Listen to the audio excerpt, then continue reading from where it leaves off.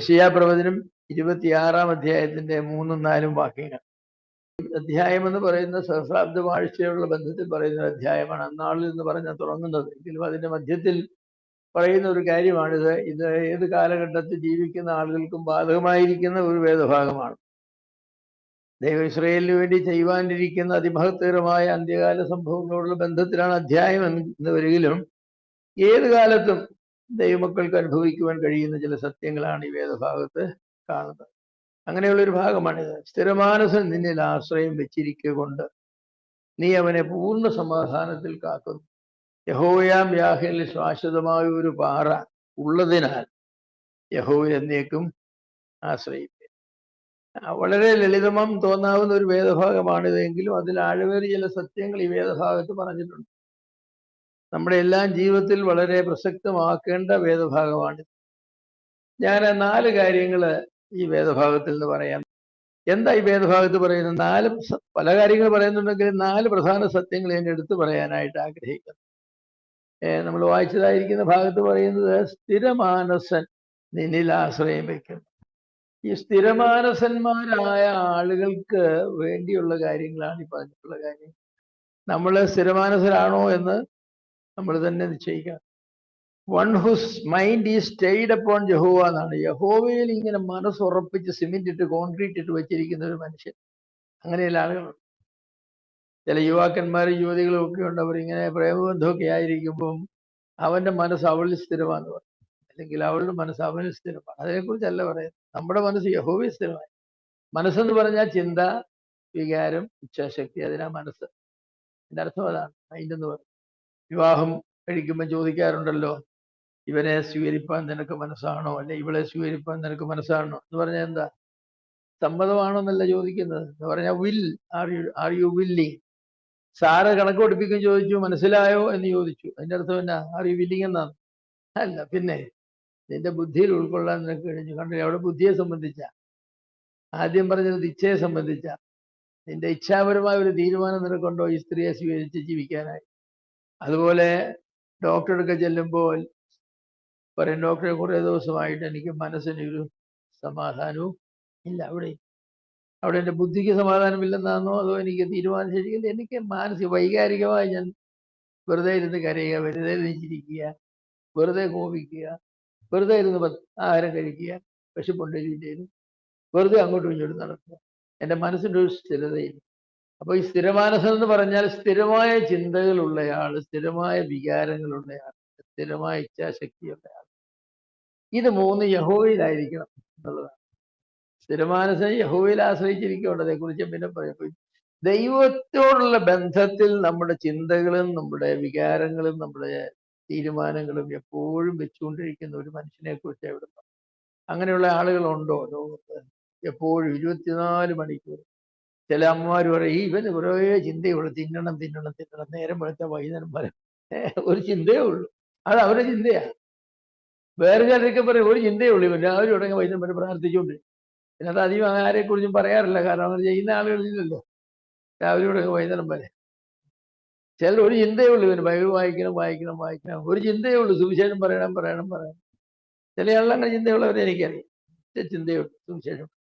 രാവിലെ 7 മണിയാകുമ്പോൾ വീട്ടിൽ നിന്ന് ഇറങ്ങും, കുറച്ച് ട്രാക്റ്റും ബൈബിളുമായിട്ട്. കാണുന്നവരൊക്കെ പറയും വൈകുന്നേരം വരും. എത്ര നല്ല മനുഷ്യരാണ് അവരൊക്കെ, അല്ലേ? അപ്പൊ ഇവിടെ യെശയ്യാവ് മുഖാന്തരം ദൈവം പറയുന്നത് എന്താണ് പറയുന്നത്? നാം സ്ഥിരമാനസരാകണമെന്നാണ് പറയുന്നത്. കാരണം സ്ഥിരമാനസരായ ആളുകളെ കുറിച്ചുള്ള കാര്യങ്ങളാണ് ഇവിടെ പറയുന്നത്. അപ്പൊ ഒന്നാമത് നമ്മുടെ ജീവിതത്തിൽ നമുക്ക് വേണ്ടത് ഈ സ്ഥിരമനസ്സാണ്. നമ്മുടെ നാട്ടിൽ പറയാറുണ്ട്, പാലം കുലുങ്ങിയാലും കേളം കുലുങ്ങില്ലെന്ന്. നല്ലൊരു സ്വഭാവമാണ്. പാലം ചിലർക്കിയെന്ന് പോയിന് കുലുങ്ങും, കേളം കുലുങ്ങില്ല.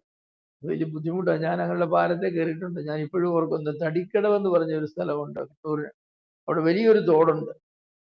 മഴക്കാലത്ത് തോട് നിറച്ചു വെള്ളം. ഇതിന് പാലമില്ല. പിന്നെ അവർ ചെയ്തിരിക്കുന്നത് എന്താന്ന് ചോദിച്ചാൽ 2 സൈഡിൽ നിൽക്കുന്ന 2 മരം. ഈ തോടിന്റെ വലിയ തോടാ, ഒരു 6 കൊല്ലം വിചാരിച്ചു. അങ്ങേ സൈഡിൽ ഒരു മരമുണ്ട്, ഈ സൈഡിൽ മരമുണ്ട്. ഒരു 10 ആൾ ഉയരത്തിൽ ഈ മരത്തെ ഒരു മുള മറ്റേ മരത്തെ കെട്ടിയിട്ടുണ്ട്. നീളം കുറഞ്ഞിടത്ത് 2 മുള കെട്ടിയിട്ടുണ്ട്. ഈ മുളയെ കൂടെ കയറി വേണം പോവാൻ. ഈ മുളയുടെ നടുക്കിൽ മുള അങ്ങോട്ട് ചുട്ടിട്ടുണ്ട് വെട്ടങ്ങി. ആദ്യകാലത്ത് പിടിക്കാൻ യാതൊന്നും ഉണ്ടായിരുന്നില്ല. പിന്നെ ഞാൻ അവരോട് താഴെ വീടുകാർക്ക് പോയി പരാതി പറഞ്ഞു, നിങ്ങളൊരു കമ്പി അതിന് മേളിൽ കൂടെ കെട്ടണം, അത് പിടിച്ചുകൊണ്ടൊക്കെ പോകാമല്ലോ. പക്ഷെ അവിടുത്തെ ആളുകൾക്ക് ഇരുന്ന പ്രശ്നമൊന്നുമില്ല. കൊച്ചു പിള്ളേരും ഒക്കെ സ്കൂളിൽ പോകുമ്പോഴേ ഇതേ കുടുങ്ങിയ പ്രശ്നം. ഞാൻ ആദ്യമായി കയറി ഭയങ്കര വെള്ളം താഴെ. ഞാനിതേ കയറി ഒരു വിധത്തിൽ ഏകദേശം പകുതി അവിടെ അടുത്ത് ചെന്നപ്പോഴാണ് ഈ മുള ഇങ്ങനെ പോകുന്നത്. ഞാൻ അവിടെ ഇരുന്നതെ കയറി അങ്ങ് പിടിച്ചു. അപ്പൊ ആ മുളയുടെ സ്ഥിതിയാണ് ചില മനുഷ്യർക്ക് നയം. ആ മുളയുടെ ഒരു പ്രത്യേകത എന്താണെന്ന് വെച്ചാൽ എപ്പോഴും ഇങ്ങനെ നിൽക്കുന്നില്ല, ഇങ്ങനെ എടുക്കും, ഇങ്ങനെ. അതെന്തെങ്കിലും നമ്മൾ എന്തെങ്കിലും കുരുങ്ങൊന്നും ചെയ്യുമ്പോഴായിരിക്കും. അവിടെ പാലമൊക്കെ വന്നിട്ടുണ്ട്, ഗവൺമെന്റ് പാലമൊക്കെ കൊടുത്ത്. അപ്പൊ ചില മനുഷ്യർ അതുപോലെ ഭയങ്കര കുലുക്കവും ചാച്ചാട്ടമുള്ള മനുഷ്യരാണ്. അവർക്ക് ഒരു കാര്യത്തിലും തീരുമാനമില്ല. എന്നോട് പറഞ്ഞിട്ടുണ്ട്, പറഞ്ഞാൽ എനിക്കൊരു തീരുമാനം എടുക്കാൻ എന്നെ കൊണ്ട് കഴിയുന്നില്ല ഒരു ചെറിയ കാര്യങ്ങളിൽ പോലും. കാരണം അവർ സ്ഥിരമാനസരാണ്. അവരുടെ ചിന്ത ഒരിക്കലും സ്ഥിരമല്ല, അവരുടെ വികാരങ്ങൾ സ്ഥിരമല്ല, അവരുടെ തീരുമാനങ്ങൾ സ്ഥിരം. യഹോവയിൽ ദൈവവുമായുള്ള ബന്ധത്തിൽ ചിന്തിക്കുകയും വികാരപ്പെടുകയും തീരുമാനങ്ങൾ എടുക്കുകയും ചെയ്യുന്ന മനുഷ്യർ അവർ വെറുതെ ഒന്നും കരയില്ല. എന്തിനാ വെറുതെ കരയുന്നു? വെറുതെ ഒന്നും ചിരിക്കുകയില്ല. വെറുതെ എന്തായാലും ചിരിക്കും. അവർ വെറുതെ കോപിക്കൊന്നുമില്ല. ഒരു മനുഷ്യൻ കരയെന്നൊക്കെ പറയുന്ന സന്ദർഭം എന്ന് പറഞ്ഞാൽ അവന്റെ ഹൃദയത്തെ കണ്ടമാനം വേദനിപ്പിക്കുന്ന സമയമല്ലേ. ചിലർക്ക് കരയാൻ ഒരു കാര്യവും വേണം, ചുമ്മാ കാര്യം. അപ്പോഴേ അമ്മ പറയുന്നത് മോങ്ങാതെ എഴുന്നേറ്റ് പോടാ, വെറുതെ മോങ്ങിട്ട് വല്ല കാര്യമുണ്ടോ? ഇല്ല. നമ്മൾ സ്ഥിരമായി ചില കാര്യങ്ങൾ ചിന്തിച്ച് ആലോചിച്ച് തീരുമാനമെടുത്തു, ദൈവവുമായുള്ള ബന്ധത്തിലാണ് തീരുമാനമെടുത്തത്. അതേക്കുറിച്ച് പിന്നെ ഫേവറിങ്ങിന്റെ ആവശ്യമൊന്നുമില്ല. സ്ഥിരമാനസന്മാര് തീരുമാനങ്ങൾ എടുക്കും. So one whose mind is stayed upon Jehovah, ദൈവത്തിൽ മനസ്സ് സ്ഥിരമാക്കപ്പെട്ട ഒരു മനുഷ്യൻ ദൈവത്തിൽ തന്നെ ഉറച്ചു വെച്ചിരിക്കുകയാണ്. അവന്റെ ചിന്തകൾ അങ്ങനെ ചിന്തിച്ചാലോചിച്ച് ദൈവത്തിന്റെ ഇഷ്ടം കണ്ടെത്തി ആ വിഷയത്തെക്കുറിച്ചൊരു തീരുമാനമെടുത്തു. ഇനി അതിനിളക്കം എന്ന പ്രശ്നമില്ല. ചിലർ ഈ കല്യാണാലോചനയൊക്കെ വരുമ്പോഴേ വാക്ക് കൊടുത്തിട്ട് എത്ര പ്രാവശ്യം മാറുമെന്നറിയാം. കുറച്ച് കഴിഞ്ഞിട്ട് മാറുന്നവരുണ്ട്. അപ്പൊ അങ്ങനെയുള്ള മനുഷ്യരെ പിന്നെ ഞാൻ ഒരിക്കലും പിന്നെ ഇനി നിനക്ക് കല്യാണം ആലോചിച്ചറിയില്ല, നിന്റെ കല്യാണം നടത്തി തരികയില്ല. കാരണം നിന്നെ എനിക്ക് വിശ്വാസം, വാക്ക് പറഞ്ഞതിന്റെ വാക്കിന് യാതൊരു വിലയില്ല. വേറെ ചിലർ അങ്ങനല്ല. ഇനിയും ചെറുക്കനെ കുറിച്ച് അവർ വേറെ ഭാര്യ ഉണ്ടെന്ന് പറഞ്ഞു പിടിപ്പിച്ചാലും വാക്ക് കൊടുത്തു കഴിഞ്ഞാൽ വേറെ ഭാര്യ ഉണ്ടെങ്കിൽ ഭാര്യയുമായിട്ട് ജീവിക്കും, ഇതിനെ കൂടെ ജീവിക്കും എന്ന് പറഞ്ഞ് ആലോചിക്കേണ്ട കാര്യങ്ങളെല്ലാം ആലോചിച്ച് അന്വേഷിക്കേണ്ട കാര്യങ്ങളെല്ലാം അന്വേഷിച്ച് നാം ഉറപ്പ് വരുത്തി ദൈവത്തിന്റെ തീരുമാനം എടുക്കുക. ഇവര് വേറെ ഭാര്യയില്ലെന്ന്, വിവാഹം കഴിച്ചാലും എല്ലാം നമ്മൾ അന്വേഷിച്ച. എന്നിട്ട് കല്യാണം തട്ടിക്കാനായിട്ട് ആരെങ്കിലും വന്ന്, എനിക്കറിയാവുന്ന ഒരാളോട് കല്യാണം തട്ടിക്കാനായിട്ട് ചെന്ന് ഒരാൾ വന്ന് അയൽക്കാരൻ ചെന്ന് പറഞ്ഞു, അയ്യോ ആ പെണ്ണ് ഒരു പ്രാവശ്യം പ്രസവിച്ചാന്ന് പറഞ്ഞു. അപ്പൊ അയാൾ കല്യാണം ആലോചിച്ചു. അത് നല്ല കാര്യമാണെന്നല്ലോ, അപ്പൊ പിള്ളേരുണ്ടാകുന്നുള്ള രീതിയിൽ അതേക്കുറിച്ച് സംശയം വേണ്ടല്ലോ. കല്യാണം തള്ളിക്കാൻ വേണ്ടി പറഞ്ഞു. ആ പെണ്ണ് കല്യാണം കഴിച്ചു, നല്ല ശുദ്ധമായ സ്വഭാവമുള്ള ഒരു പെണ്ണ. അപ്പൊ ഇത് ആ മനുഷ്യൻ പറഞ്ഞു, അത് അസൂയയിൽ നിന്ന് പറയുന്നത് ഈ കല്യാണം തല്ലിക്കാൻ വേണ്ടിയാണ്. കാരണം ഒരു അയൽക്കാരൻ ഒരിക്കലും അയൽക്കാരത്തെ പെണ്ണിനെ കുറിച്ച് അങ്ങനെ പരിചയമില്ലാത്ത ഒരു മനുഷ്യൻ ആലോചനയ്ക്ക് വരുമ്പോൾ അയാളോട് പറയില്ല. അയൽക്കാരൻ ദോഷം അതേലും പറയില്ല, എനിക്ക് വലിയ പരിചയമില്ല, ഞങ്ങൾ അങ്ങനെയാണ് എന്നൊക്കെ വല്ലതും പറഞ്ഞു വിടുക. അല്ലാതെ ഒരിക്കലും നെഗറ്റീവായിട്ട് പറയില്ല. ഒരു നെഗറ്റീവായിട്ടൊരു വാക്ക് പറയുന്ന ആളിനെ നിങ്ങൾ വിചാരിച്ചു, നോട്ട് എ ഗുഡ് പേഴ്സൺ. പക്ഷെ അങ്ങനെ ദൈവത്തിൽ ചിന്തിച്ചാലോചിച്ച് നമ്മുടെ വികാരങ്ങളും വിചാരങ്ങളും എല്ലാം ദൈവത്തിൽ സ്ഥിരമാക്കുക. ആരെത്ര തന്നെ പരിശ്രമിച്ചാലും ഇളക്കുവാൻ പറ്റാത്ത വിധം കർത്താവിൽ ഒട്ടിപ്പിടിച്ചിരിക്കുന്ന ഒരവസ്ഥയ്ക്കാണ് സ്ഥിരമാനസം എന്ന് പറയുന്നത്. ദൈവത്തിന്റെ മനസ്സും അവന്റെ മനസ്സും കൂടെ വശമിട്ട് ഒട്ടിച്ചിരിക്കുക, ഇളക്കാനും. അപ്പൊ ഇളകി മറിയുന്ന ഒരു മനസ്സല്ല, ചഞ്ചലിക്കുന്ന മനസ്സല്ല, ഇരുമനസ്സുള്ള മനസ്സല്ല, ഒറ്റ ചിന്തയേ ഉള്ളൂ, ഒരു കർത്താവേ ഉള്ളൂ. ദാവീദ് ഏതാണ്ട് അപ്രകാരമുള്ള മനുഷ്യനായിട്ടാണ് പലപ്പോഴും ഇരുന്നത്. എല്ലായ്പ്പോഴും എന്ന് ഞാൻ പറയില്ല, ചില മനുഷ്യർ പലപ്പോഴുമാണ്. ഇപ്പൊ ദാവീദ് തന്നെ പെട്ടകം കൊണ്ടുവരുന്നതായിരിക്കുന്ന സമയത്ത് നമുക്കറിയാം, ആദ്യം പെട്ടകം കൊണ്ടുവന്നപ്പം ആവശ്യമായ ആലോചന ദൈവവചനം പരിശോധിച്ച് നോക്കിയില്ല. പുരോഹിതന്മാരുടെ തോളിൽ കൊണ്ടുവരേണ്ടത് വണ്ടിയെ വെച്ച് കൊണ്ടുവന്നു. അതുകൊണ്ട് ഉരിയാവ് എന്ന് പറഞ്ഞ് നല്ലൊരു മനുഷ്യൻ കൊല്ലപ്പെട്ടു.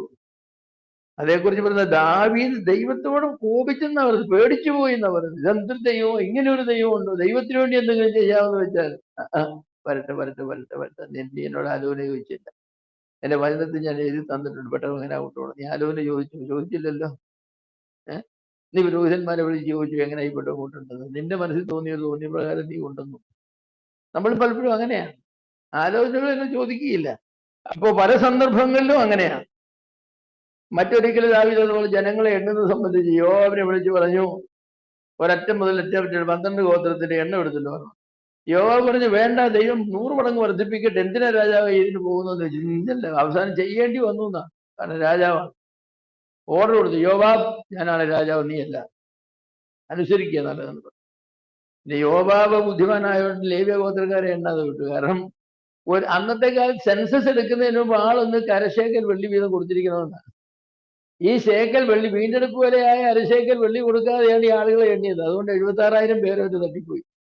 ദാവീദിന് പിന്നെ മനസ്താപം വന്നു. പെട്ടെന്ന് ദാവീദ് പറഞ്ഞു, ഞാനല്ലോ പാപം ചെയ്ത്, ഈ പാവപ്പെട്ട ആളുകൾ എന്ത് പാപം ചെയ്തു, ഞാനല്ലേ ഇതിനത്തെ എണ്ണിയത്. അപ്പൊ സ്ഥിരമാനസന്മാരല്ലാതെ വരുന്നത് കൊണ്ട് നമുക്ക് മാത്രമല്ല മറ്റുള്ളവർക്ക് ഒരുപാട് ദോഷം സംഭവിക്കും, ഒരുപാട് ദോഷം സംഭവിക്കും. സ്ഥിരമാനസന്മാരായി തന്നെ ഇരിക്കണം. ദാവീദ് ഒട്ടുമിക്കവാറും സന്ദർഭങ്ങളിൽ ഒരു സ്ഥിരമാനസനായ ആളായിരുന്നു, അതിന് സംശയമില്ല. പൗലോസ് സ്ഥിരമാനസനായിരുന്നു. തന്റെ ജീവിതത്തിൽ എപ്പോഴെങ്കിലും രക്ഷിക്കപ്പെട്ട ശേഷം രണ്ടാമതൊരു ചിന്ത പൗലോസിനുണ്ടായതായിട്ട് നമുക്ക് വായിക്കുന്നില്ല. യെരുശലേമിലേക്ക് പോകരുത് എന്ന് പ്രവാചകന്മാർ പറഞ്ഞു. പോയാൽ അവിടെ വെച്ച് പിടിച്ച് ജാതികളുടെ കയ്യിൽ ഏൽപ്പിക്കപ്പെടും, ജാതികൾ റോമിലേക്ക് കൊണ്ടുപോകും, എല്ലാ കാര്യങ്ങളും പറഞ്ഞു. പൗലോസിനെ നിർബന്ധിച്ചിട്ട് കാര്യങ്ങളെന്ന് പറഞ്ഞു. ദൈവത്തിന്റെ ഹിതം എന്താണെന്നറിയാം. ഞാൻ റോമിൽ കൈസരുടെ മുൻപിൽ നിൽക്കണമെന്നുള്ള ദൈവത്തിന്റെ ഹിതമാണ്. ഞാൻ രക്ഷിക്കപ്പെട്ടവിടെ ദൈവ കാര്യം പറഞ്ഞതാണ്. അവൻ റോമിൽ എനിക്ക് വേണ്ടി കൈസരുടെ മുൻപാകെ നിൽക്കേണ്ടത്, അതിനുള്ള സമയമായെന്ന് എനിക്കറിയാവുന്നു. ഞാൻ ചാകാതിരിക്കാനുള്ള പരിപാടിയാ, ഞാൻ അവിടെ പോയി ചാകാനുള്ള പരിപാടിയാ. അതാണ് ദൈവത്തിന് എന്നെ കുറിച്ചുള്ള ഹിതം. അതുകൊണ്ട് പൗലോസ് അവിടെ പോയി രക്തസാക്ഷിയായി മരിക്കുകയും ചെയ്തു. പക്ഷേ താനൊരു സ്ഥിരമാനസനായിരുന്നു. ഒരൊറ്റ ചിന്തയെ തനിക്കുണ്ടായിരുന്നുള്ളൂ. ഫിലിപ്പ് ലേഖനത്തിൽ താൻ പറഞ്ഞു, കർത്താവിനെ പ്രസാദിപ്പിക്കണം, അവനോട് അനുരൂപപ്പെടണം, അവന്റെ മരണത്തോട് അനുരൂപപ്പെടണം, പുനരുത്ഥാനത്തിന്റെ ശക്തി അറിയാം. ഇങ്ങനെ കുറച്ച് ചിന്തകൾ മാത്രമാണ് പൗലോസിനുണ്ടായിരുന്നത്. ഇന്നും ദൈവത്തിന് ആവശ്യം സ്ഥിരമാനസരെയാണ്. യാക്കോബ് തന്റെ ലേഖനത്തിൽ പറഞ്ഞത് എന്താ? ഇരുമനസ്സുള്ള മനുഷ്യൻ തന്റെ വഴികളിലൊക്കെയും അസ്ഥിരനാണ്.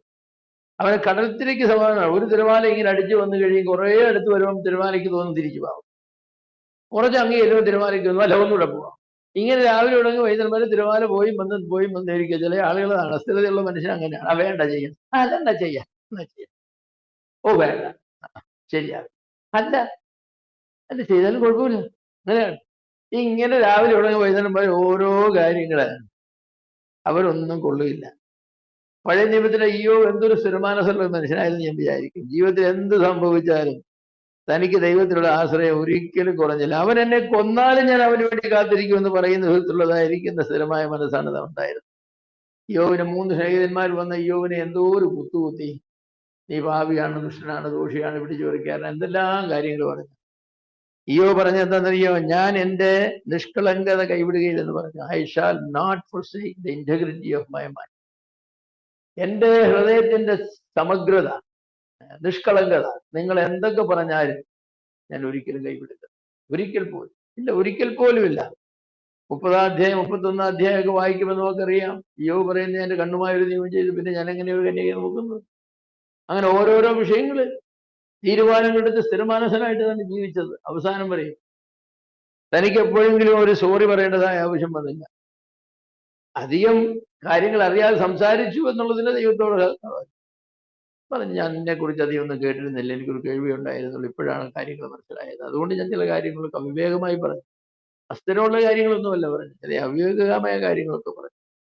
അപ്പൊ അതുകൊണ്ട് ഈ വാക്യത്തിൽ പറയുന്നത് നമുക്ക് ദൈവത്തിൽ വലിയ സുരക്ഷിതത്വം ഉണ്ട് എന്നൊക്കെയാണ് ഇവിടെ. അങ്ങനെയാണല്ലോ പറയുന്നത്.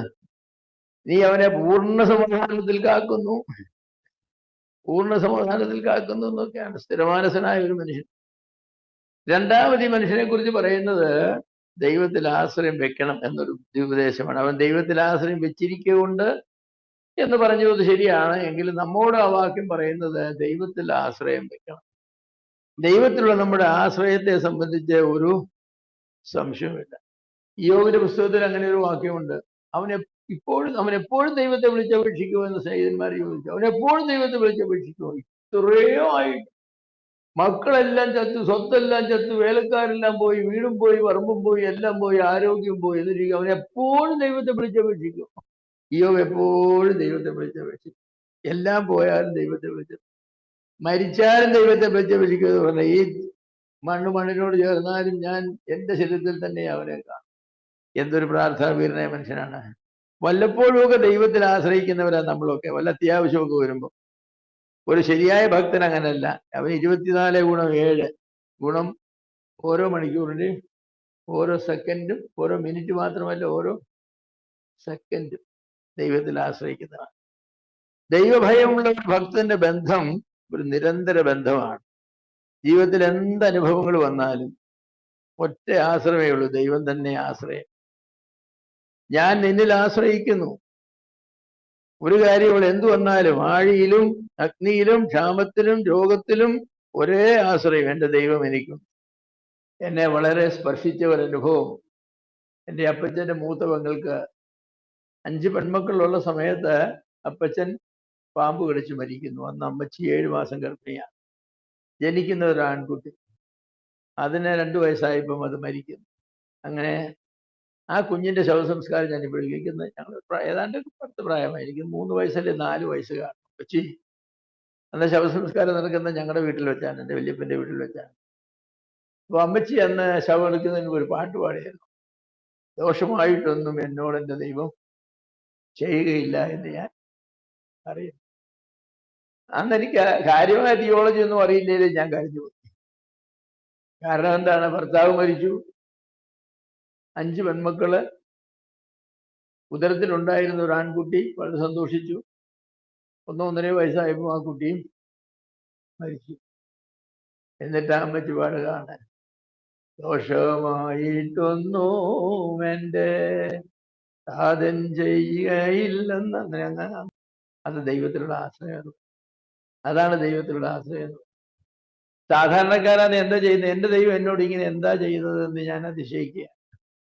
സ്ഥിരമാനസൻ അങ്ങനെയല്ല, അവൻ എപ്പോഴും ദൈവത്തിൽ ആശ്രയിക്കുന്നു. അവൻ ദൈവത്തിൽ എപ്പോഴും ആശ്രയിക്കും. നമ്മുടെ ആശ്രയം ഏത് സമയത്തും ദൈവത്തിൽ വേണം. അതാണ് ഒരു ദൈവഭക്തന്റെ ബന്ധം എന്ന് പറയുന്നത്.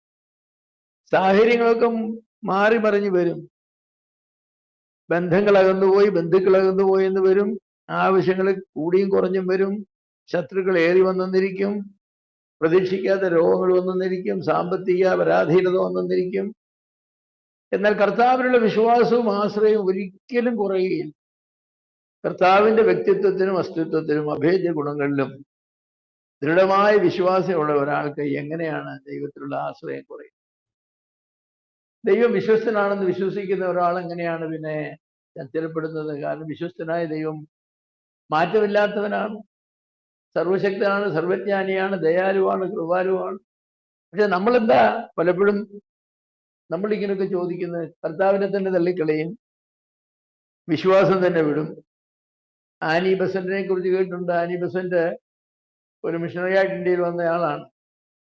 അവരുടെ ഭർത്താവ് ഒരു മകനെ ഉണ്ടായിരുന്നുള്ളൂ. ആ മകൻ രോഗം പിടിച്ചു. എത്ര വയസ്സുണ്ടായിരുന്ന കുഞ്ഞിനെന്ന് അറിയില്ല. ഏതായാലും ആനി ബസന്റ് ദൈവത്തോടെ ഒരു കാര്യം പ്രാർത്ഥിച്ചു, എൻ്റെ ഈ കുഞ്ഞിനെ നീ എടുക്കരുത്. ഇവരുടെ ഭർത്താവ് നേരത്തെ മരിച്ചു പോയിരുന്നു, എനിക്ക് സംശയമുണ്ട്, കുറ്റം അറിയില്ല. എൻ്റെ കുഞ്ഞിനെ നീ എടുക്കരുത്. പക്ഷെ ആ കുഞ്ഞിനെ ദൈവം എടുത്തു. ആനി ബസന്റ് പറഞ്ഞ ആ ദൈവത്തെ എനിക്ക് വേണ്ടത്, എൻ്റെ കുഞ്ഞിനെ എടുത്ത് മാറ്റി ദൈവത്തെ വേണ്ട. ആനി ബസന്റ് പിന്നെ ഇന്ത്യയുടെ സ്വാതന്ത്ര്യ സമരത്തിൽ മഹാത്മാഗാന്ധിയോടൊക്കെ ചേർന്ന് പ്രവർത്തിക്കുകയൊക്കെ ചെയ്തു. ദൈവമില്ലാത്തൊരു സ്ത്രീയായിട്ടാണ് അവർ ഏതാണ്ട് ജീവിച്ചത്. കാരണം അവർ ദൈവത്തെ ആശ്രയിക്കാൻ കൊള്ളാവുന്ന ഒരാളായിട്ട് കണ്ടു. ദൈവത്തിന്റെ മുഴുവൻ സ്വഭാവത്തെ അവർ അളന്നത് അവളുടെ കുഞ്ഞിനോടുള്ള ബന്ധത്തിലാണ്. അവളുടെ കുഞ്ഞിനെ പോലെയുള്ള ലക്ഷക്കണക്കിന് കുഞ്ഞുങ്ങൾ ഓരോ വർഷവും മരിക്കുന്നു.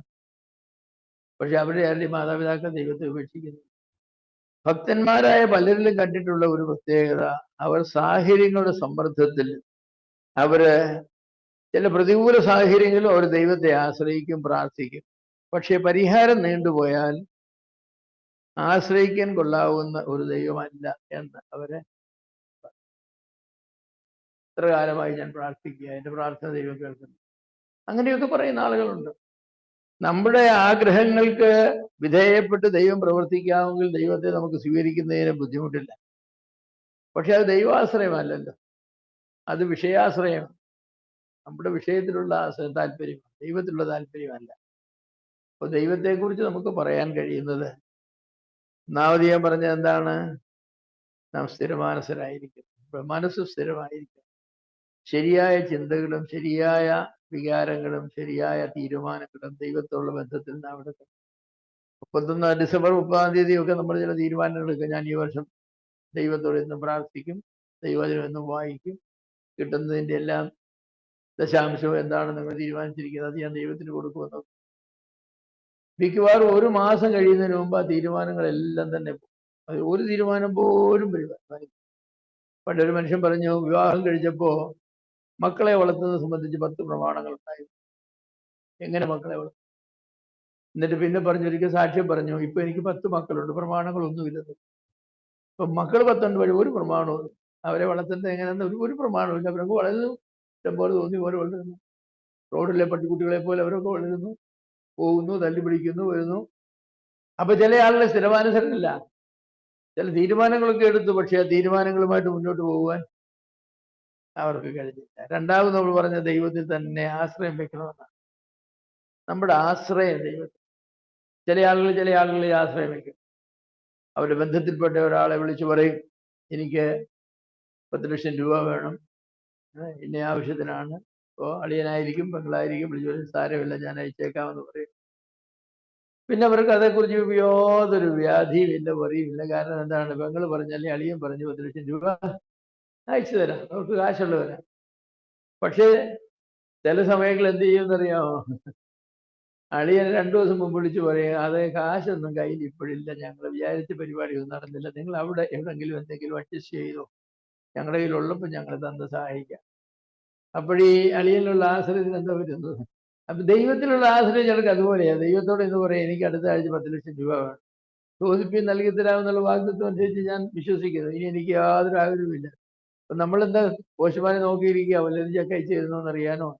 കിട്ടുകയില്ല. നമ്മളെന്ത് പറയും? ഈ ദൈവത്തെ ആശ്രയിച്ചിട്ട് യാതൊരു കാര്യമില്ല, ഈ ദൈവത്തെ ആശ്രയിച്ചിട്ട് കാര്യം. പക്ഷെ സ്ഥിരമാനസൻ അങ്ങനല്ല, അവൻ ദൈവത്തിൽ ആശ്രയം വെക്കുന്നവനാണ്.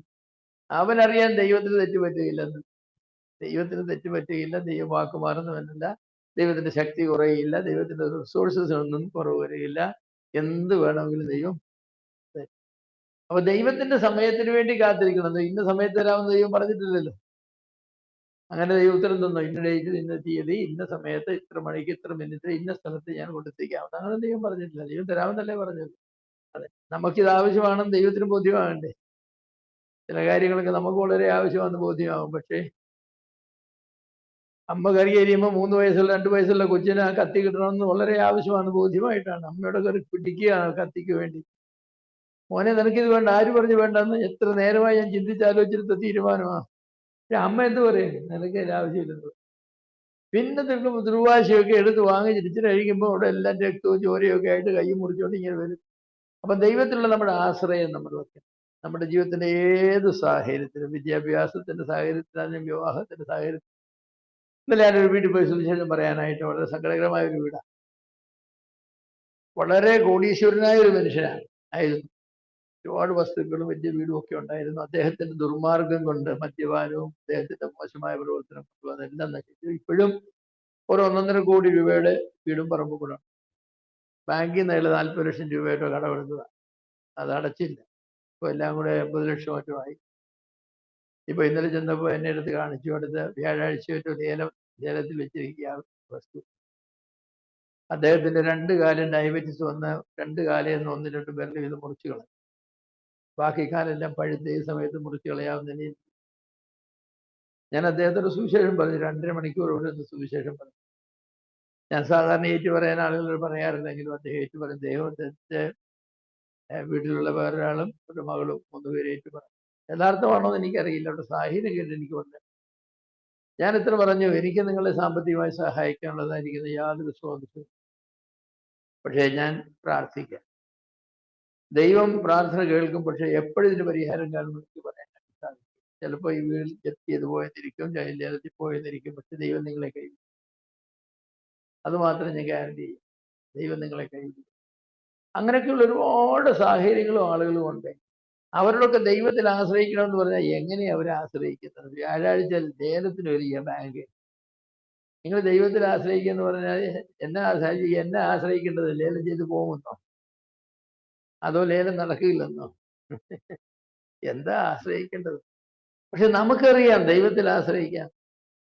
ദാനിയേൽ സിംഹക്കുഴി കിടക്കുന്നു. 10-15 സിംഹങ്ങളുണ്ട്. ഒരു സിംഹത്തിന്റെ കുഴിയിലേക്ക് മനുഷ്യനെ ഇട്ടാൽ തന്നെ പിന്നെ ഒരു പൊടി പോലും കാണും. 10-15 വിശന്ന് കിടക്കുന്ന സിംഹത്തിന്റെ കുഴിയിലേക്ക് ഒരു മനുഷ്യനെ ഇട്ടു കൊടുത്താൽ ദൈവം എന്ത് ചെയ്യുന്നറിയോ? സിംഹങ്ങളോട് പറഞ്ഞു, ഇന്ന് രാത്രി നിങ്ങൾക്ക് ഏറ്റവും മെച്ചമായ ആഹാരമാണ് ഞാൻ ഒരുക്കി. പക്ഷെ ഒരു കണ്ടീഷൻ, നിങ്ങൾ പ്രാർത്ഥിക്കണം. സിംഹങ്ങളെല്ലാം കണ്ണുമടച്ച് പ്രാർത്ഥിക്കാനായിട്ടിരുന്നു, ഉറങ്ങിപ്പോയി. നേരം വെളുക്കുന്നപ്പോ മരം ഉറങ്ങിപ്പോയി. നേരം വെളുത്തിയത് രാജാവ് വിളിച്ച് ദാനിയേലിനെ വിളിച്ചപ്പോ ദാനിയേലിനെ മേളിൽ കൊണ്ടുവരികയും സിംഹത്തിന്റെ ഉറക്കം പോവുകയും ചെയ്തു. ദൈവം പറഞ്ഞു വിഷമിക്കണ്ടെന്ന് പറഞ്ഞു, വരുന്നുണ്ടെന്ന് പറഞ്ഞു. ഞങ്ങൾക്ക് ദാനിയേലിനെതിരെ കരുക്കൾ നീക്കിയതായിരിക്കുന്ന ആളുകളും അവരുടെ കുഞ്ഞുങ്ങളും അവരുടെ കുട്ടികളും ഭാര്യമാരും എല്ലാം കൊണ്ട് 10-60 പേര് എനിക്ക് വന്നു. ആളൊന്ന് കീരണ്ടെണ്ണത്തിലെ. അപ്പൊ ദൈവം എങ്ങനെയാ തന്നിൽ ആശ്രയിക്കുന്ന മക്കളെ വിടുവിക്കും നമുക്ക് ചിന്തിക്കാനൊക്കെ പോയി. അവിടെ ദൈവത്തിന്റെ വായ അടച്ചെന്നാണ് സിംഹത്തിന്റെ വായ അടച്ച് ദൈവം സിംഹം പ്രാർത്ഥിച്ചെന്നൊക്കെ ഉള്ളത് എന്റെ ആലങ്കാരികമാണ്. ദൈവം അങ്ങനെയാ ശത്രുഘ്ന മേശക പദ്ധതി അങ്ങനെയാണ് രക്ഷിച്ചത്. അങ്ങനെയല്ല, ദൈവം തമ്പുരാൻ തന്നെ ഇറങ്ങി വന്ന് അവരോട് നൃത്തം ചവിട്ടി ചെയ്യുക. ദൈവത്തിന് മാർഗങ്ങളും വഴികളും ഒക്കെ ഉണ്ട്. ദൈവം തന്റെ മക്കളെ എന്തെല്ലാം വിധത്തിൽ രക്ഷിച്ചിരിക്കുക, ഏതെല്ലാം വിധത്തിൽ രക്ഷിച്ചിരിക്കുക. നിങ്ങളത് അനുഭവിച്ചിട്ടുണ്ടോ എന്ന് ചോദിച്ചാൽ എനിക്കറിയില്ല. അത് നിങ്ങൾ സ്ഥിരമാനസരാണോ എന്നുള്ളതും നിങ്ങൾ ദൈവത്തിൽ ആശ്രയം വെക്കുന്നുണ്ടോ എന്നുള്ളതിനെ ആശ്രയിച്ചാണ് ഇരിക്കുന്നത്. പലപ്പോഴും ദൈവത്തിൽ ആശ്രയമൊന്നും വെക്കുന്നില്ല, ദൈവം നല്ലവനാന്നൊക്കെ പറയും. നമ്മൾ ഒരുമാതിരി അല്ലേ? അല്ല, ദൈവത്തിൽ ആശ്രമിക്കണം. ഏത് സാഹചര്യം വന്നാലും ദൈവമേ ഞാൻ നിന്നിൽ ആശ്രയിക്കണം. സാഹചര്യം മാറി മറിഞ്ഞു പോകുന്നതനുസരിച്ച് നമ്മുടെ ആശ്രയത്തിൽ വ്യത്യാസം വരാനായിട്ട് പാടില്ല. മൂന്നാമത് ഈ വേദഭാഗത്ത് പറയുന്നത് ദൈവത്തിന്റെ സമാധാനത്തെ കുറിച്ചാണ്. പൂർണ്ണ സമാധാനത്തിൽ കാക്കുന്നു എന്നാ പറഞ്ഞത്. അങ്ങനെയാണ്.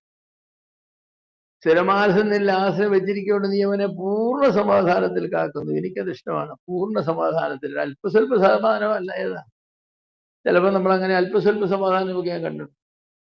വലിയ പ്രയാസ പൂർണ്ണ സമാധാനം. ഞാനിപ്പോഴും ഓർക്കുന്നുണ്ട്, നമ്മുടെ ഒരു സഹോദരൻ തൻ്റെ അമ്മായിപ്പന് ക്യാൻസർ ആയിട്ട് ഓപ്പറേഷന് വേണ്ടി തിയേറ്ററിലേക്ക് കയറ്റിയിരിക്കുകയാണ് തിരുവനന്തപുരത്ത്. അപ്പോൾ കുറച്ച് കാശ് കൊണ്ടുവരണമെന്ന് മരുമോനോട് വിളിച്ചു പറഞ്ഞു. മരുമോൻ ബാങ്കിലേക്ക് കാശെടുക്കാനായിട്ട് പോയതാ. ഭാര്യയോട് പറഞ്ഞു, നീ ഒരുങ്ങിയിരുന്നോ, അടുത്ത ട്രെയിൻ തന്നെ നമുക്ക് പോവാം. ഭാര്യ നോക്കിയിരുന്നു. പെട്ടെന്നൊരു ഫോൺ കോൾ വന്നു, നിങ്ങളുടെ ഭർത്താവാണോ, നിങ്ങളുടെ വണ്ടിയാണോ കെയിൽ ഇത്ര. ആ ഭർത്താവ് തന്നെ റോഡിൽ കിടക്കുന്ന ഒരു ബസ് തലയിൽ കൂടെ കയറി ഇറങ്ങി, തല പൊട്ടി ശരീരം പറഞ്ഞു. എൻ്റെ ഭർത്താവാകാൻ ഒക്കില്ല, ഇപ്പം അങ്ങോട്ട് പോയതാണല്ലോ, ഇപ്പം വരാമെന്ന് പറഞ്ഞാണല്ലോ. ഞാൻ ഇപ്പോഴും ഓർക്കുന്നുണ്ട് ആ ശവസംസ്കാരത്തിന് പോയത്. ശുശ്രൂഷ ചെയ്യാനും അവരെ ആശ്വസിപ്പിക്കാനും എനിക്ക് ഒരുപാട് ബന്ധം. ആ സ്ത്രീയോട് 2 പെൺപിള്ളേരുമാണ്. അപ്പോൾ 2 പെൺപിള്ളേരും കൊച്ചു പിള്ളേർ. എന്ത് പറഞ്ഞ് സമാധാനിപ്പിക്കും? ഏതായാലും സൗകര്യമൊക്കെ ആശ്വസിപ്പിച്ചു.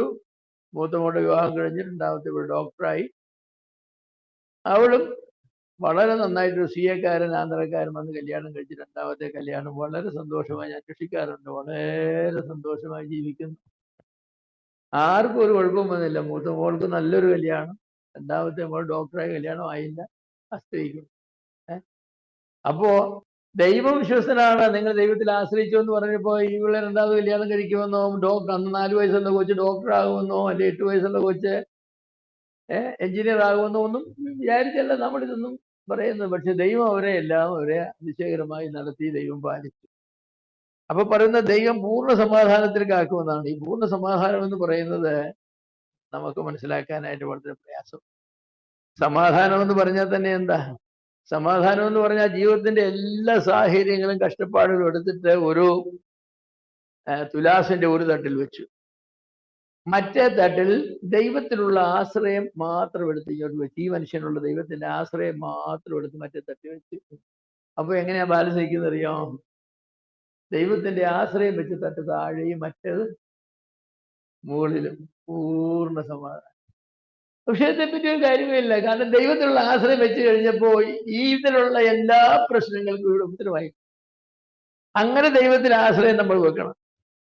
നമ്മൾ പറയില്ലേ, ഒട്ടുമിക്കവാറും നമ്മുടെ ആശ്രയമൊക്കെ ഉള്ളപ്പോഴെങ്ങാന്ന് വെച്ചാൽ ആ തട്ടുകത്തിന്റെ ആ ബാലൻസിന്റെ സൂചി നേരെ മുകളിലായിരിക്കും നമ്മുടെ സമാധാനം. എന്ന് പറഞ്ഞാൽ പ്രശ്നവും ദൈവവും തുല്യരായിട്ട് നമ്മൾ കാണുന്നു. ദൈവം ഉണ്ടെങ്കിൽ പ്രശ്നം. പൂർണ്ണ സമാധാനമുള്ളവർക്ക് അങ്ങനെയല്ല. പ്രശ്നം ഇവിടെ പ്രശ്നമായിട്ട് പൊങ്ങിത്തണ്ട് അവിടെ ഇരിക്കുന്നു. ദൈവത്തിലുള്ള ആശ്രയം കണ്ണുകണക്കിലാണ്. അതുകൊണ്ട് അത് താഴെ നിൽക്കുന്നു. ഏത് പ്രശ്നം വന്നാലും, ഇനിയും കുറേയേറെ പ്രശ്നങ്ങൾ കൊണ്ടുവച്ചാലും ആ സ്ഥിതിക്ക് വ്യത്യാസപ്പെട്ടു. അതാണ് ഗവൺമെന്റ് മാറി പറഞ്ഞത് വരും, BJP ഗവൺമെന്റ് വന്നെന്നിരിക്കും, വേറെ ഗവൺമെന്റ് വന്നെന്നിരിക്കും, എതിർക്രിസ്തുവിന്റെ ഭരണം അടുത്ത് തന്നെ വന്നെന്നിരിക്കും. ദൈവമക്കൾക്ക് എന്നതാണ്? ദൈവത്തിൽ പൂർണ്ണ ആശ്രയം വെച്ചിരിക്കുകയാണ്. അതുകൊണ്ട് അവർക്ക് യാതൊരു വിധമായിരിക്കുന്ന ബുദ്ധിമുട്ടുകൾ. പ്രിയമുള്ളവരെ, ഈ ഒരവസ്ഥ നിങ്ങളുടെ ജീവിതത്തിൽ നിങ്ങൾ അനുഭവിച്ചിട്ടുണ്ടോ? അനുഭവിക്കണമെന്നാണ് ഞാൻ പറയുന്നത്. ജീവിതത്തിൽ ഒരുപാട് പ്രശ്നങ്ങളൊക്കെ വന്നിട്ടുണ്ട്. ഒരുപക്ഷെ നിങ്ങൾ വിചാരിക്കുന്നത് ഞങ്ങളുടെ പ്രശ്നങ്ങൾ എല്ലാവർക്കും അറിയില്ല. ഒരുപാട് പ്രശ്നങ്ങൾ ഞങ്ങൾക്ക് ഉണ്ടായിട്ടുണ്ട്. പക്ഷേ ദൈവത്തിൽ ആശ്രയം വെച്ചതുകൊണ്ട് ആ പ്രശ്നങ്ങൾക്കൊന്നും ഞങ്ങളെ വിശ്വാസത്തിൽ നിന്ന് പുറത്തോട്ട് ഒരു അര ഇഞ്ച് പോലും മാറ്റാൻ കഴിഞ്ഞില്ല. ഒരാൾ ചോദിച്ചു, എന്താണോ ഈ സമാധാനം എന്ന് പറഞ്ഞപ്പോൾ പറഞ്ഞു, ജീവിതത്തിന്റെ ഗൗരവമേറിയ പ്രയാസങ്ങളെ തൂവലുകൾ കൊണ്ട് തടവിയാലുള്ള ആശ്വാസമാണല്ലോ. അതാണ് സമാധാനം എന്ന് പറയുന്നത്. ഈ പ്രശ്നങ്ങളൊന്നും അതൊക്കെ അങ്ങനെ ആ സമാധാനം നമുക്ക് ഇല്ലെന്നുള്ളതാണ്. നമുക്ക് ചെറിയ ചെറിയ കാര്യങ്ങൾ വന്നാലും എന്ത് ചെയ്യും? നമ്മുടെ ആകപ്പാടെ സമാധാനം. വല്യപ്പച്ചന്റെ 75ാമത്തെ ബർത്ത്ഡേ കൊണ്ടാടുക. അപ്പോ വല്യമ്മച്ചി ഒരു നല്ല കേക്കൊക്കെ ഉണ്ടാക്കി ഒത്തിരി ആളുകളുണ്ട്, ബന്ധുക്കാരും എല്ലാം വന്ന് ഹാപ്പി ബർത്ത്ഡേ പാടാൻ എല്ലാവരും നിൽക്കുക. വല്യമ്മച്ചി കേക്കും കൊണ്ട് ഇങ്ങോട്ട് വന്നു. ടേബിളിലോട്ട് വെക്കുന്നതിന് മുമ്പ് കേക്ക് താഴെ അങ്ങ് വീണു. നേരെ താഴെ അങ്ങ് വീണു. എല്ലാവരും ഒരു നോട്ട് നോക്കി. വല്യമ്മച്ചി ആ കേക്ക് തൂത്തുവാരി കിട പറഞ്ഞു, അതൊരു പ്രശ്നമില്ലെന്ന് പറഞ്ഞു. എൻ്റെ എപ്പോഴും സ്പെയർ കേക്ക് കാണുമെന്ന് പറഞ്ഞു. അങ്ങോട്ട് ചെന്നു. ആ കേക്ക് തന്നെ ഇങ്ങനെ എന്ത് തപ്പി വെച്ചിട്ട് എടുത്ത് വന്നു സ്പെയർ കേക്ക്. അപ്പോ എല്ലാവരും എന്ന് പറഞ്ഞു നിന്നത് പ്രശ്നം. വല്യമ്മച്ചി പൊട്ടിയ കേക്ക് തന്നെ ഒന്ന് കൈ കൊണ്ടുവന്ന് തൂത്തുവാരി ഒക്കെ നടിച്ചു വെച്ച് കൊണ്ടുവന്നു, കത്തിയും കൊണ്ടുവന്നു. പാടിക്കാട്ടെ, പുതിയ കേക്ക് വന്നില്ലേ, ഹാപ്പി ബർത്ത്ഡേ.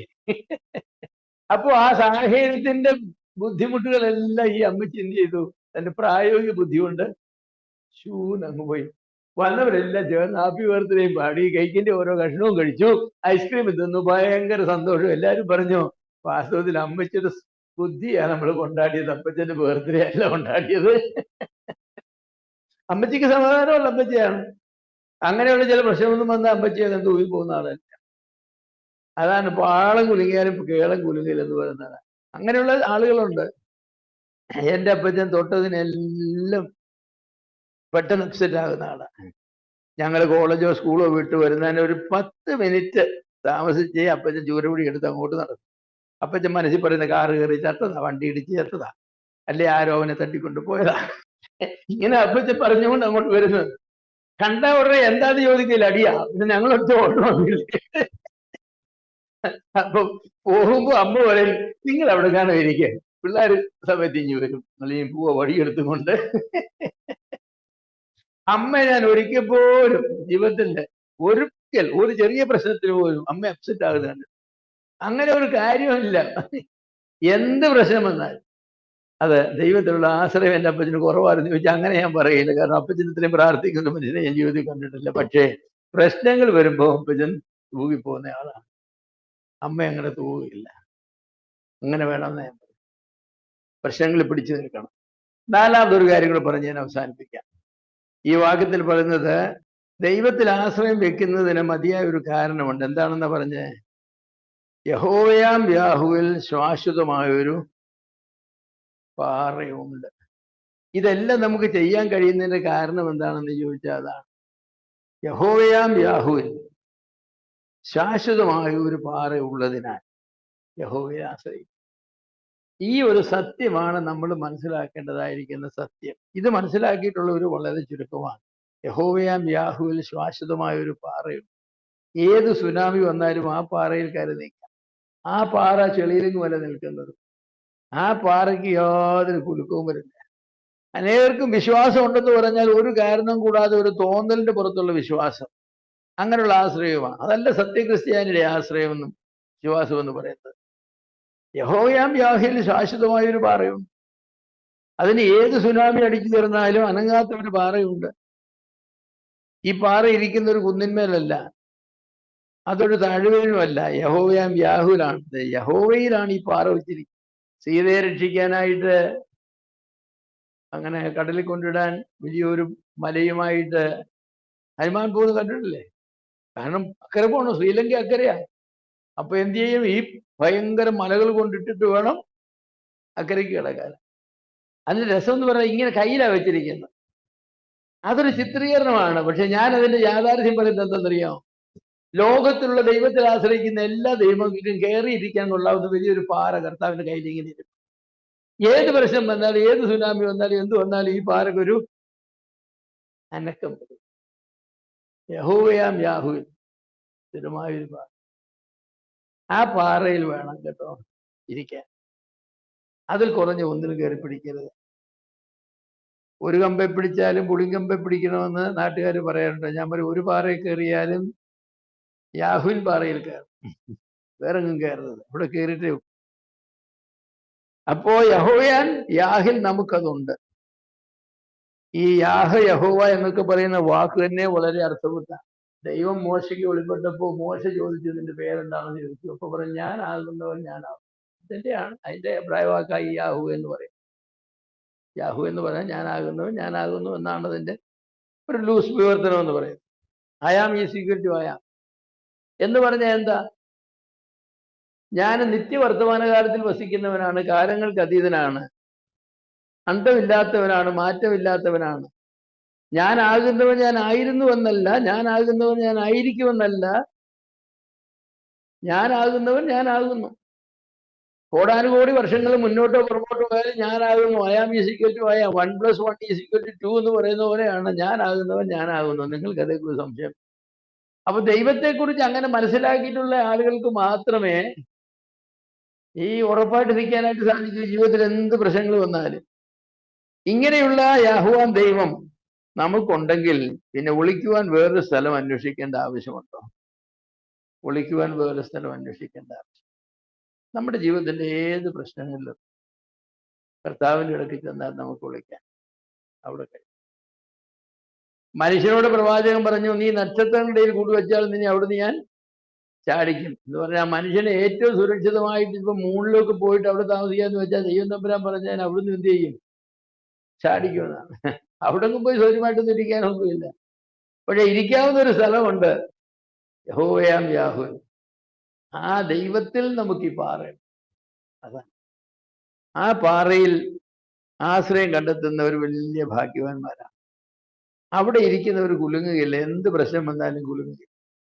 ആനപ്പുറത്തിരിക്കുന്നവൻ താഴെ പട്ടി കിടന്ന് കുറച്ചാൽ പേടിക്കേണ്ട ആവശ്യമുണ്ടോ? ഉണ്ടോ? ആനപ്പുറത്തിരിക്കുന്നവൻ ഇനി ഏത് ഗ്രേറ്റ് ഹൗണ്ട് കിടന്ന് കുറച്ചാലും, ജർമ്മൻ ഷെപ്പേർഡ് കുറച്ചാലും അവന് പേടിക്കേണ്ട ആവശ്യമില്ല. കാരണം അവൻ ഇരിക്കുന്നത് എവിടെയാ? ആനപ്പുറത്ത്. നമ്മൾ ആനപ്പുറത്തല്ല ഇരിക്കുന്നത്, യാഹുവിലെ ശാശ്വത പാറയിലായിരിക്കും. നമുക്ക് പേടിക്കേണ്ട ഒരു ആവശ്യവുമില്ല. അപ്പൊ ഇങ്ങനെ ഒരു ദൈവം നമുക്ക് ഉള്ളപ്പോ നാം എന്തിനു പേടി? അതുകൊണ്ട് എനിക്ക് നിങ്ങളോട് പറയാനുള്ളത്, നിങ്ങളാരും പേടിച്ചിരിക്കില്ലെന്ന് എനിക്കറിയാം. പക്ഷെ ഏതെങ്കിലും സമയത്ത് നിങ്ങളുടെ ജീവിതത്തിന്റെ ഏതെങ്കിലും പ്രശ്നങ്ങൾ കൊണ്ട് ഭയം വന്നാൽ, സാമ്പത്തിക ഭാരം വന്നാൽ, കടുത്ത രോഗം വന്നാൽ, ക്യാൻസർ ആണെന്ന് ഡോക്ടർ പറഞ്ഞാൽ, അല്ലെങ്കിൽ നാം സ്നേഹിക്കുന്ന നമ്മുടെ മക്കള് അകാലത്ത് മരിച്ചു പോയാൽ, നമ്മുടെ ജോലി നഷ്ടപ്പെട്ടു പോയാൽ, ഇതെല്ലാ സാഹചര്യങ്ങളും നമുക്ക് വരാവുന്നത്. നമുക്ക് ദുഃഖം ഉണ്ടാകും, തീർച്ചയായിട്ടും ഉണ്ടാകും. ദുഃഖിക്കരുതെന്ന് പറഞ്ഞില്ല, ദുഃഖം ഉണ്ടാകും.